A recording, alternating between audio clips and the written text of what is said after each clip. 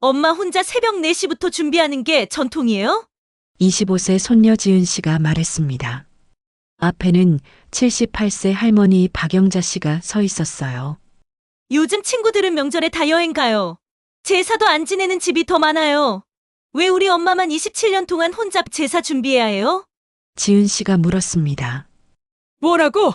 시어머니 목소리가 떨렸어요. 할머니, 저 이번 추석에 친구들이랑 제주도 갈래요. 제주도? 추석에 네, 요즘은 다 그래요. 버릇없는 것. 짝! 시어머니가 손녀 뺨을 때렸습니다. 25세 성인 손녀의 뺨을 78세 할머니가 때렸어요. 그 순간 27년 동안 참았던 53세 며느리 김미숙 씨가 목격했습니다. 딸이 맞는 장면을 어머님, 지금 뭐 하시는 거예요? 미숙 씨가 27년 만에 처음으로 소리쳤습니다. 대체 이 가족에게 무슨 일이 있었던 걸까요? 안녕하세요, 여러분. 오늘도 이 채널을 찾아주신 여러분, 정말 감사합니다. 영상 시청하시기 전에 좋아요 버튼 꾹 눌러주시고요. 구독 버튼과 알림 설정까지 해두시면 다음 이야기도 놓치지 않고 보실 수 있습니다. 댓글로 여러분의 생각도 나눠주세요. 여러분의 좋아요와 구독이 큰 힘이 됩니다. 그럼 지금부터 53세 김미숙 씨의 27년 시집살이 이야기를 시작하겠습니다. 저는 김미숙, 올해 53세입니다. 마트 계산원으로 일하고 있어요. 월급은 220만 원입니다. 결혼한 지 27년이 됐어요. 남편 철수 씨는 중견기업 부장입니다. 연봉 7천만 원을 벌어요. 저보다 3배 이상 많이 버는 셈이죠. 시어머니는 이 차이를 늘 강조하셨습니다. 결혼 첫날부터 시작됐어요. 시어머니는 제 학력을 물으셨습니다. 고졸이라고 답하자 표정이 굳었어요. 친정 부모님 직업도 물으셨고 평범한 직장인이라고 하자 실망한 표정이었습니다. 결혼 3개월 차 첫 제사가 있었어요.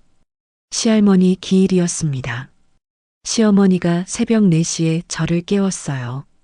함께 음식을 준비했지만 대부분 제가 했습니다. 제사상을 차리고 절을 하고 음식을 나눴어요. 설거지는 당연히 제 몫이었습니다. 밤 11시가 되어서야 끝났어요. 시어머니는 제가 당연히 해야 할 일이라고 하셨습니다. 1년에 제사가 4번 있었어요. 시할아버지, 시할머니, 시증조할아버지, 시증조할머니. 명절까지 합치면 1년에 6번이었습니다. 모두 큰 상을 차려야 했어요.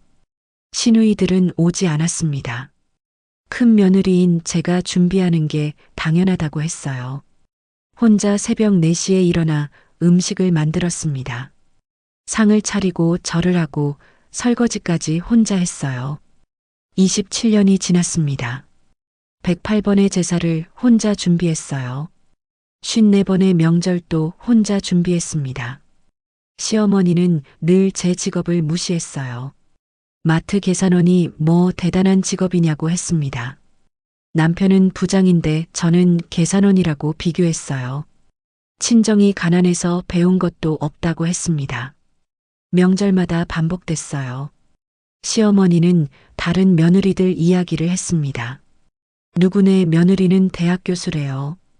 누구네 며느리는 의사래요. 그러면서 저를 쳐다봤습니다. 남편은 시어머니 편이었어요. 엄마 말씀 들으라고 했습니다. 내가 돈 버니까 당신이 집안일 해야 한다고 했어요. 제사 준비도 며느리 역할이라고 했습니다. 시아버지는 온화해 보였습니다. 하지만 결국 시어머니와 같은 생각이었어요. 제사는 당연히 지내야 한다고 했습니다.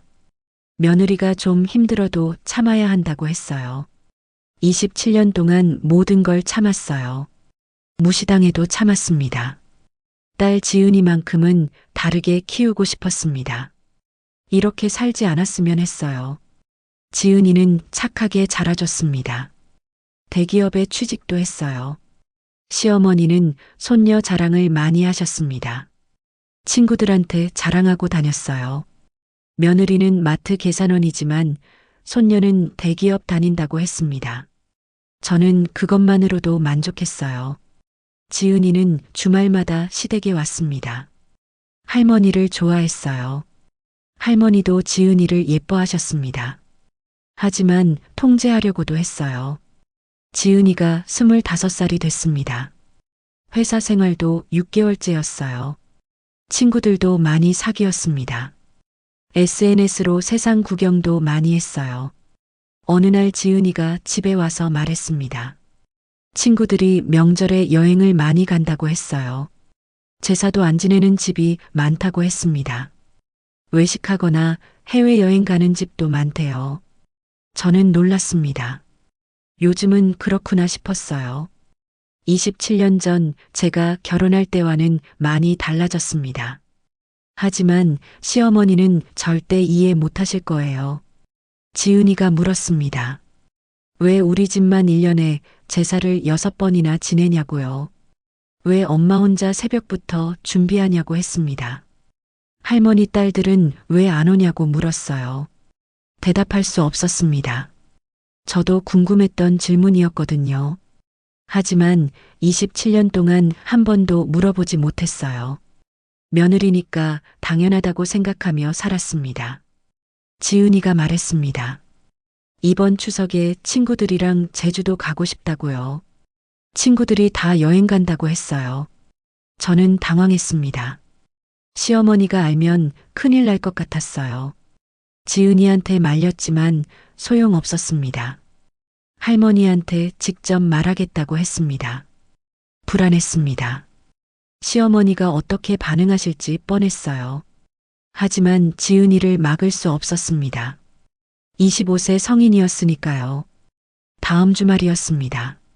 지은이가 시댁에 왔어요. 저녁 식사 자리였습니다. 추석이 2주 앞으로 다가온 시점이었어요.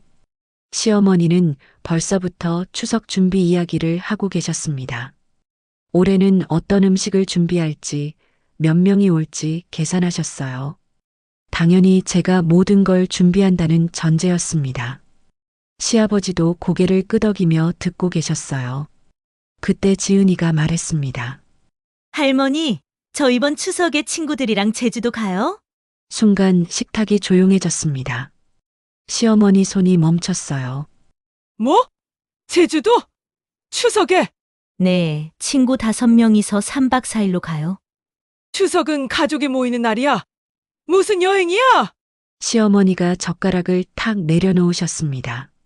할머니, 요즘은 명절에 여행 가는 사람들이 많아요. 많아? 누가? 버릇없는 것들이? 제 친구들이요. 집에서 제사 지내는 애가 거의 없어요. 제사를 안 지낸다고? 네. 다들 외식하거나 여행 가요. 시아버지가 끼어들었습니다. 요즘 젊은 사람들이 다 그렇다고 타박했어요. 전통을 모른다고 한숨을 쉬셨습니다. 전통이요? 근데 그게 뭐예요? 뭐긴 뭐야. 조상을 모시는 거지. 엄마 혼자 새벽부터 준비하는 게 전통이에요? 27년 동안 한 번도 입 밖에 내지 못한 말이었어요. 지은이가 대신 말해주고 있었습니다. 시어머니는 할 말을 잃었어요. 지은아, 할머니한테 어떻게 그런 말을 해? 남편이 지은이를 나무랐습니다. 제사는 당연히 지내는 거야. 큰 짐, 며느리가 준비하는 것도 당연하고. 왜 당연해요? 2025년인데 왜 여자만 음식을 준비해야 해요? 그건 왜 엄마만 27년 동안 혼자 했어요? 시어머니가 숟가락을 탁 내려놓으셨습니다. 버릇 없어. 요즘 애들은 다 이렇게 버릇이 없어? 할머니, 저 버릇 없는 거 아니에요. 그냥 진짜 궁금해서 물어보는 거예요. 궁금하긴. 대학 나와서 대기업 다니면 뭐해? 예의도 모르는데. 그게 우리 집안 전통이야. 엄마만 준비하는 게요? 며느리면 당연히 해야지. 시어머니가 벌떡 일어났습니다.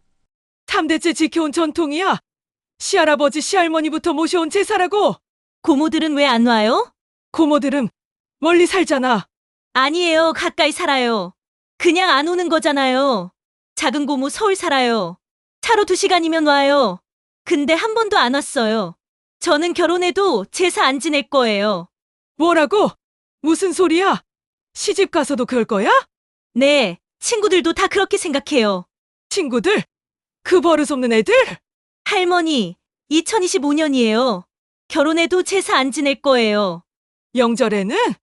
여행 가거나 외식할 거예요. 우리 집도 이제 그냥 편하게 여행 좀 다니면 안 돼요? 요즘 젊은 것들이 다 이 모양이야. 조상을 모시는 게 얼마나 중요한지 몰라. 시아버지가 소리쳤습니다. 저는 아무 말도 할 수 없었어요. 지은이 편을 들고 싶었지만 용기가 나지 않았습니다. 시어머니가 지은이한테 다가갔어요. 너 때문에 내 엄마가 못났다는 소리 듣겠다. 이렇게 키웠냐고? 친정교육이 잘못됐어. 제 탓을 하고 계셨습니다. 엄마 잘못 아니에요. 지은이가 제 편을 들었어요. 엄마는 27년 동안 혼자 준비했어요. 너무 고생했어요. 오히려 할머니가 이상한 거예요. 뭐? 내가 이상해? 네, 엄마만 시키는 게 이상해요. 왜 할머니 딸들은 안 와도 되는데 엄마만 해야 해요? 이게 우리 집안 법도야. 큰 며느리가 하는 거라고. 할머니, 세상이 바뀐 것 좀 받아들이세요. 그게 지금 시대의 말이 돼요? 말이 되든 안 되든 우리 집안 규칙이야. 그럼 전 그런 집안 싫어요. 버릇없는 것. 짝! 시어머니가 지은이 뺨을 세게 때렸습니다. 25세 성인 손녀의 뺨을 78세 할머니가 때렸어요. 지은이는 뺨을 감싸쥐고 멍하니 서 있었습니다. 시어머니는 거친 숨을 몰아쉬고 계셨어요. 남편은 아무 말도 하지 않았어요. 저는 그 장면을 목격했습니다. 제 딸이 맞는 건 절대 참을 수 없었어요. 1997년 시집 왔을 때가 떠올랐어요. 26살 새댁이었습니다. 시어머니는 그때부터 저를 무시했어요. 고졸학력, 평범한 친정, 변변찮은 직업. 매일 들었던 말들이 귓가에 맴돌았습니다. 친정이 못 사니까 버릇이 없다고, 배운 게 없다고, 우리 집안 체면을 깎는다고 수없이 들었어요. 모두 참았습니다. 시누이들은 명절에 얼굴도 비추지 않았습니다. 전화 한 통이면 끝이었어요. 언니가 알아서 할 거라고, 큰 며느리니까 당연하다고 말했습니다. 저는 아무 말도 하지 못했어요. 남편은 시어머니 편만 들었습니다. 내가 돈 버니까 당신이 집안일 해야 한다고 했어요. 연봉 7천만 원 버는 부장과 월급 220만 원 받는 마트 계산원의 차이를 늘 강조했습니다. 시아버지는 온화한 척했지만 결국 똑같았습니다. 며느리가 좀 힘들어도 참아야 한다고 했어요. 제사는 당연히 지내는 거라고 우리 때는 다 그랬다고 말씀하셨습니다. 저는 혼자였어요. 딸만큼은 다르게 키우고 싶었습니다. 이렇게 무시당하며 살지 않았으면 했어요. 지은이는 착하고 똑똑하게 자라줬습니다. 대기업에 취직해서 당당하게 살고 있었어요. 그런 지은이를 시어머니가 때렸습니다. 제사 전통을 지키지 않겠다고 명절에 여행 가겠다고 말했다는 이유로요. 어머님, 지금 뭐 하시는 거예요? 제 목소리가 식탁을 가득 채웠습니다. 27년 만에 처음으로 시어머니한테 소리쳤어요. 지은이한테 손을 대시면 어떡합니까? 뭐? 너 지금 나한테 대드는 거야? 대드는 게 아닙니다. 지은이도 생각 말할 수 있는 성인이에요. 성인이면 뭐 어때? 내 손녀야. 손녀라고 때려도 된다는 말씀이세요? 버릇없는 걸. 훈육한 거지? 훈육이요? 뺨을 때리는 게 훈육입니까? 너 때문이야. 내가 이렇게 키웠잖아. 제가요? 그래. 친정이 못 사니까 교육을 이따위로 시켰어. 어머님, 지은이가 뭘 잘못했습니까? 잘못? 제사 안 지낸다잖아. 영절에 여행 간다잖아. 그게 왜 잘못입니까? 뭐? 너마저 이래? 시아버지가 끼어들었습니다. 미수가, 그래도 제사는 우리 집안 전통이야. 아버님, 제가 27년 동안 혼자 준비한 거 알고도 그러세요? 그래도 며느리가 하는 게 맞지 않겠어? 왜 며느리만요? 그게 우리 때는 다 그랬어. 남편이 제 팔을 잡았습니다. 당신 지금 뭐 하는 거야? 부모님한테 대들어? 저는 남편 손을 뿌리쳤어요. 대드는 게 아니에요. 사실을 말하는 거예요. 사실? 무슨 사실? 그게 며느리 역할이잖아. 역할이요? 당신 여동생들은요? 남편이 할 말을 잃었습니다. 시어머니가 다시 소리쳤어요. 신우들은 멀리 살잖아. 작은 신우는 서울이에요. 차로 2시간이면 와요? 그래도 큰 며느리가 하는 거야. 왜요? 그게 규칙이야. 누가 정한 규칙입니까? 시어머니가 대답하지 못했습니다. 1년에 제사 4번, 명절 2번, 총 6번이에요. 혼자서요. 단 한 번도 도와준 사람 없이요. 마트 계산원 주제에, 고졸 주제에, 친정 못 산다고 무시당하면서도 다 참았어요. 근데 제 딸까지 맞는 건 못 참겠습니다. 시어머니는 입을 벌린 채 굳어 있었어요. 시아버지는 고개를 돌렸습니다. 남편은 멍하니 저를 쳐다봤어요. 이제 안 참겠습니다. 지은아, 가자. 병원 가야 해? 병원? 무슨 병원? 시어머니가 물었습니다. 진단서 받으러요. 진단서? 네, 폭행 진단서요. 저는 지은이를 데리고 집을 나섰습니다. 뒤에서 시어머니가 소리쳤어요. 미수가, 너 지금 어디 가? 돌아보지 않았습니다.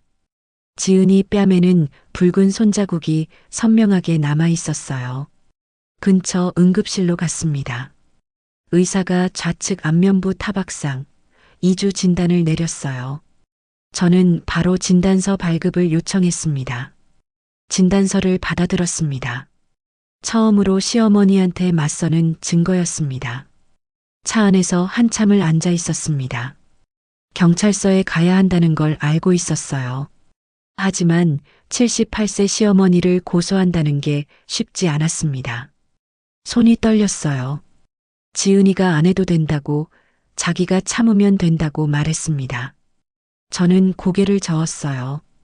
참았던 게 잘못이었다고, 지은이까지 참으면 안 된다고 답했습니다. 경찰서 민원실로 들어갔습니다. 폭행 고소를 하러 왔다고 말했어요. 경찰관이 고소장 양식을 내밀었습니다. 펜을 쥐었지만 손이 떨렸어요. 고소인 김미숙, 피고소인 박영자, 관계 시어머니라고 적었습니다.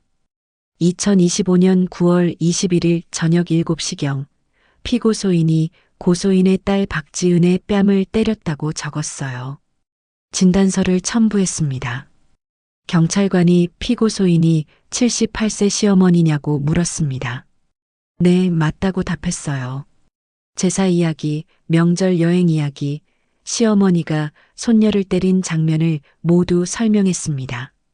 합의 의사가 있냐고 물었습니다. 없다고 답했어요. 끝까지 진행하겠다고 말했습니다. 고소장 접수증을 받았어요. 경찰서를 나오자 핸드폰이 울렸습니다. 남편이었어요. 당장 고소 취하하라고, 엄마가 78살인데 경찰서에 불려가면 어떡하냐고, 가족끼리 이럴 수 있냐고 소리쳤습니다. 동네에 소문나면 어떡하냐고, 집안 체면이 말이 아니라고, 지은이 하나 맞은 걸 가지고 이러냐고 따졌어요. 할머니가 손녀 훈육한 건데 뭐가 문제냐고 물었습니다. 저는 조용히 답했습니다. 이혼하겠다고요. 남편이 당장 집에 오라고 소리쳤지만 전화를 끊었습니다. 지은이가 놀란 표정으로 저를 쳐다봤습니다. 진짜 이혼까지 하려는 거냐고 물었어요. 저는 고개를 끄덕이며 이제 끝이라고 답했습니다. 집으로 가지 않고 근처 모텔에서 방을 잡았어요. 핸드폰에 남편, 시어머니, 시아버지, 시누이들한테서 연락이 계속 왔습니다. 모두 고소 취하하라는 내용이었어요. 전화를 끊고 무음으로 바꿨습니다. 새벽 3시가 넘어서야 잠이 들었어요. 평생 새벽 4시에 일어나 제사 준비를 했던 시간이었습니다. 오늘은 일어나지 않았어요. 일요일 아침 9시가 넘어서 일어났습니다. 처음으로 명절 준비 걱정 없이 늦잠을 잤어요. 창밖은 맑은 하늘이었습니다. 가방 안에는 진단서와 고소장 접수증이 들어 있었습니다. 시집살이의 끝이 시작되고 있었어요. 월요일 아침이 됐습니다. 마트에 출근하지 않았어요. 사장님한테 전화해서 며칠 쉬겠다고 말했습니다. 지은이도 회사에 연차를 냈어요. 둘이 카페에 앉아 이야기를 나눴습니다. 이혼 소송을 준비해야 했어요. 변호사를 알아봐야 했고 새로 살 집도 알아봐야 했습니다. 막막했지만 두렵지는 않았어요. 화요일 오전 경찰서에서 전화가 왔습니다. 시어머니가 출석 요구에 응했다고 했어요. 목요일 오후 2시에 조사가 예정됐다고 알려줬습니다. 시어머니한테서도 문자가 왔습니다. 내용을 보고 어이가 없었어요. 내가 뭘 잘못했냐고 손녀 버릇없는 걸 혼낸 건데 그게 죄냐고 요즘 며느리들이 다 이 모양이냐고 적혀 있었습니다. 경찰 조사받는 게 억울하다고 78살 노인한테 이럴 수 있냐고 당장 고소 취하 안 하면 절대 용서 안 한다고 협박했어요. 답장하지 않았습니다. 목요일 오후 2시였습니다. 경찰서에 도착했어요. 시어머니는 당당한 표정이었어요. 시어머니가 저를 보더니 쏘아봤습니다. 눈빛에 분노가 가득했어요. 각자 다른 조사실로 들어갔습니다. 경찰관이 물었습니다. 합의할 의사가 있냐고요. 저는 합의 안 한다고 끝까지 진행하겠다고 답했어요. 경찰관이 이유를 물었습니다. 우리 집안 며느리 중에 제일 못났다고 다른 며느리는 의사인데 너는 계산원이라고 친정 부모가 변변찮 아서 교육을 제대로 못 받았다고 들었던 말들을 모두 털어놨어요. 그리고 25세 성인 손녀를 뺨 때린 것까지 설명했습니다. 경찰관은 조용히 듣고 있었어요. 고개를 끄덕이며 기록했습니다. 조사가 끝나고 나왔습니다. 시어머니도 조사실에서 나오고 있었어요. 경찰관이 시어머니한테 뭐라고 설명하고 있었습니다. 시어머니가 손가락으로 저를 가리키며 말했습니다. 내가 잘하나 두고 보자고요. 78살 노인한테 이럴 수 있냐고 동네 망신시키는 거 각오하라고 소리쳤습니다. 며느리 주제에 시어머니를 경찰서에 불렀다고 집안 망신이라고 떠들었어요. 어머님, 이미 늦었습니다. 그 말을 남기고 걸어갔습니다. 뒤에서 시어머니가 소리쳤습니다. 이혼 절대 허락 안 한다고 재산 한 푼도 못 가져간다고 끝까지 싸우겠다고 떠들었어요. 시어머니가 뭐라고 하든 이제 상관없었습니다. 변호사 사무실로 향했습니다. 이혼 소송 상담 예약을 해뒀었어요. 시어머니 말대로 끝까지 싸울 생각이었습니다. 변호사 사무실에 도착했습니다. 50대 여성 변호사가 이혼 사건을 많이 다뤘다고 했어요. 시어머니가 손녀를 때린 것, 폭행 고소한 것, 이혼하고 싶다는 것까지 모두 말했어요. 변호사가 고개를 끄덕이며 결혼 기간과 재산을 물었습니다. 1998년부터 27년이고 남편 명의 아파트 한 채가 시가 5억 원 정도라고 답했어요. 변호사가 계산기를 두드리며 재산 분할로 2억 5천만 원, 위자료로 3천에서 5천만 원 정도 받을 수 있다고 설명했습니다. 총 2억 8천만 원에서 3억 원 정도였어요. 생각보다 많은 금액이었습니다. 남편이 합의 이혼에 응할 것 같냐고 물었습니다. 아니라고 시어머니가 절대 허락 안 할 거라고 답했어요. 그럼 재판 이혼으로 6개월에서 1년 정도 걸릴 거라고 했지만 괜찮다고 말했습니다. 이혼 소송을 의뢰하고 착수금 300만 원을 냈습니다. 마트에서 모은 돈이었어요. 변호사가 최선을 다하겠다고 약속했습니다. 일주일이 지나자 시댁에서 연락이 쏟아졌습니다. 남편은 이혼 안 한다고 버텼고 시어머니는 며느리 주제에 감히 이혼하냐고 소리쳤으며 시아버지는 집안 망신이라고 했고 시누이들은 오빠 인생 망치지 말라고 떠들었어요. 모두 무시했습니다. 2주가 지나자 마을에 소문이 퍼졌습니다. 박영자 씨네 며느리가 78살 시어머니를 경찰서에 보냈다는 소문이었어요. 마트에 출근하자 동네 아줌마들이 손녀 하나 맞았다고 그러냐며 요즘 며느리들이 다 버릇없다고 수군거렸습니다. 하지만 자세한 사정을 아는 사람들은 제가 명절마다 혼자 준비했다는 걸 시어머니한테 얼마나 무시당했는지 알고 있었어요. 마트 사장님이 괜찮냐고 물으며 힘들면 쉬어도 된다고 했지만 오히려 일하는 게 낫다고 답했습니다. 한 달이 지난 후 변호사한테서 연락이 왔습니다. 이혼 소송장이 접수됐고 남편한테 소장이 송달될 거라며 첫 재판 날짜가 잡혔다고 알려줬어요. 남편한테서 전화가 와서 진짜 이혼하려는 거냐고 미쳤냐고 소리쳤지만 이제 돌이킬 수 없다고 답했습니다. 시어머니한테서도 이혼 소송 취하하라고 안 그러면 재산 한 푼도 못 가져간다고 문자가 왔지만 답장하지 않았습니다. 지은이가 후회되지 않냐고 물었지만 전혀 후회 안 된다고 오히려 진작했어야 했다고 답했어요. 재판날 법원에 도착하자 남편과 시어머니, 시아버지가 와 있었습니다. 시어머니가 저를 노려봤고 시아버지는 고개를 돌렸으며 남편은 팔짱을 낀 채 서 있었어요. 판사 앞에서 제 변호사가 시어머니의 지속적인 무시와 모욕, 손녀 폭행 사건 등 모두 설명했습니다. 남편 변호사는 재산은 집안 전통이라고 며느리가 당연히 해야 한다고 손녀 폭행은 단순 훈육이었다고 반박했어요. 판사가 합의 이혼 의사가 있냐고 물었지만 양쪽 모두 고개를 저었습니다. 다음 재판 날짜가 12월 20일로 잡혔어요. 재판정을 나오자 시어머니가 제 앞을 가로막으며 끝까지 가보자고 절대 이혼 안 시켜준다고 소리쳤습니다. 저는 시어머니를 똑바로 쳐다보며 말했습니다. 어머님, 이제 그만 좀 하세요, 제발! 그 말을 남기고 지나갔어요.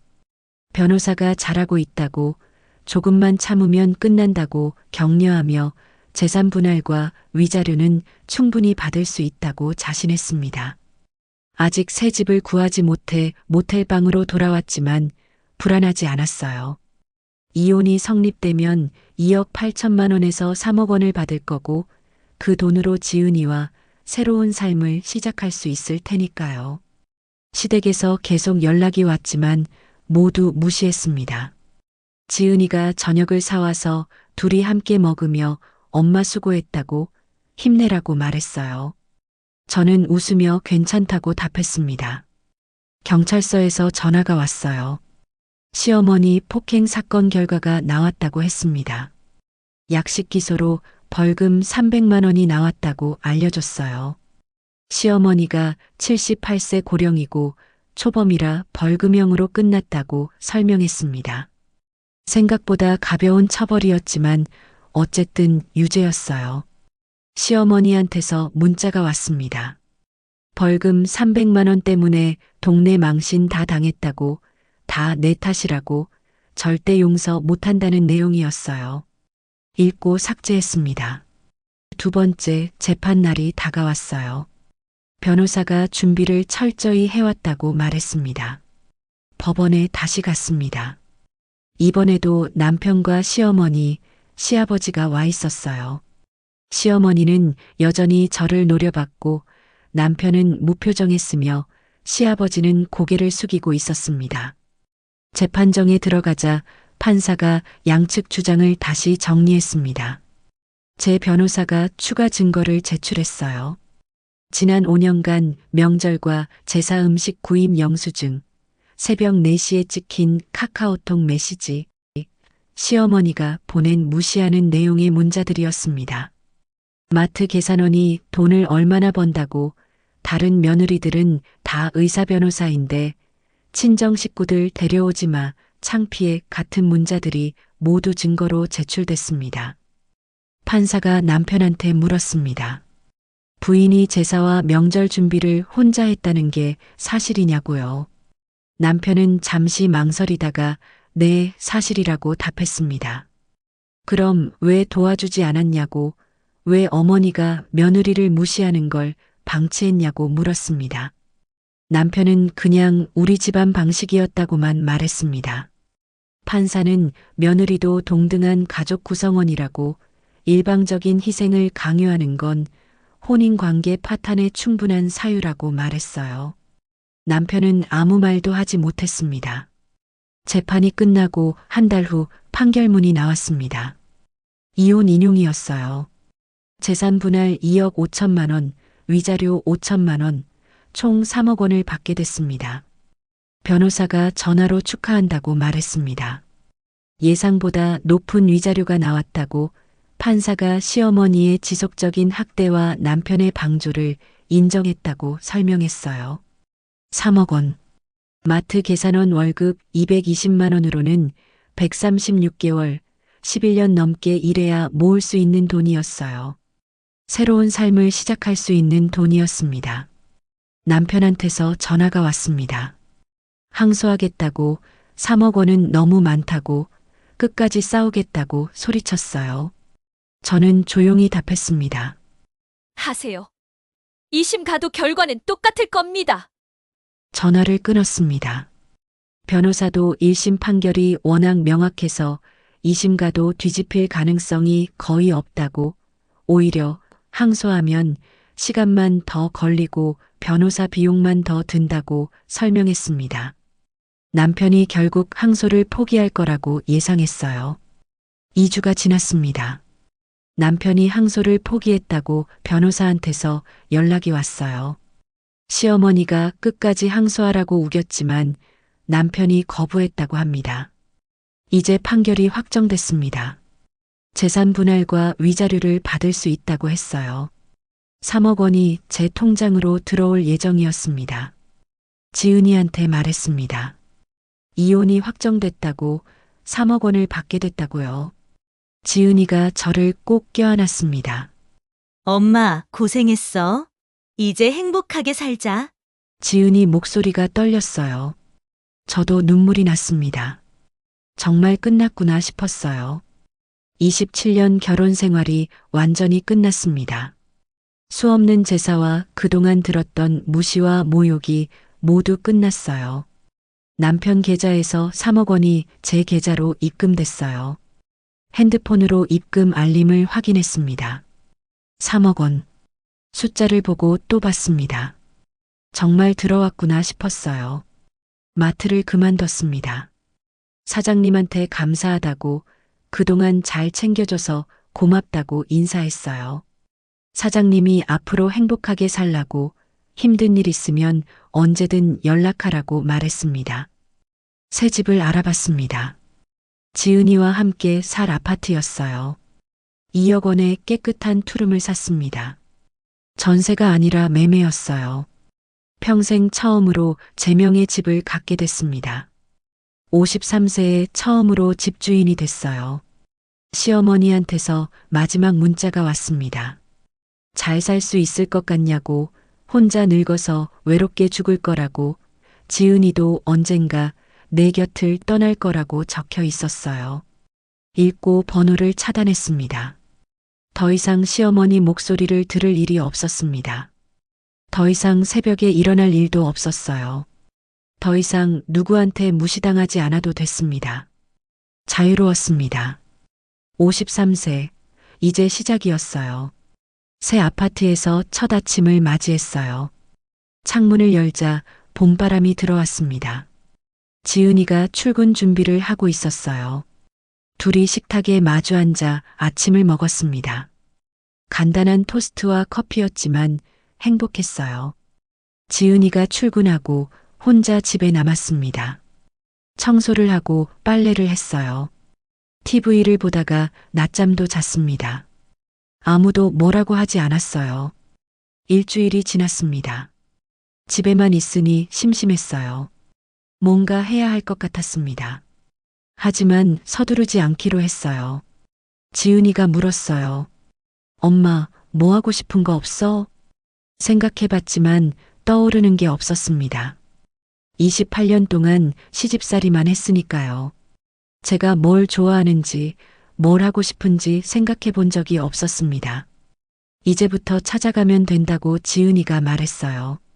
근처 문화센터에 요가 수업을 등록했어요. 20년 만에 처음으로 배우는 거였어요. 수업에 가니 비슷한 나이대 여성들이 많았습니다. 다들 친절했어요. 한 분이 물었습니다. 자녀가 몇 명이냐고요? 딸 하나 있다고 답했습니다. 남편은 뭐 하시냐고 물었어요. 이혼했다고 답했습니다. 다들 놀란 표정이었지만 더 이상 묻지 않았어요.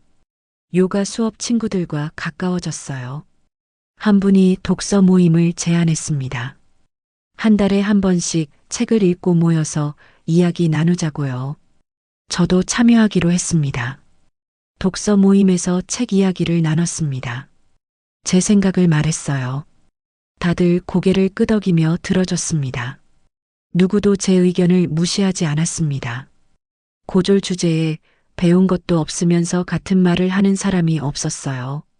존중받는다는 느낌이 이런 거구나 싶었습니다. 이제 일을 다시 시작할까 생각했습니다. 하지만 서두르지 않기로 했어요. 좀 더 쉬면서 제가 진짜 하고 싶은 일을 찾기로 했습니다.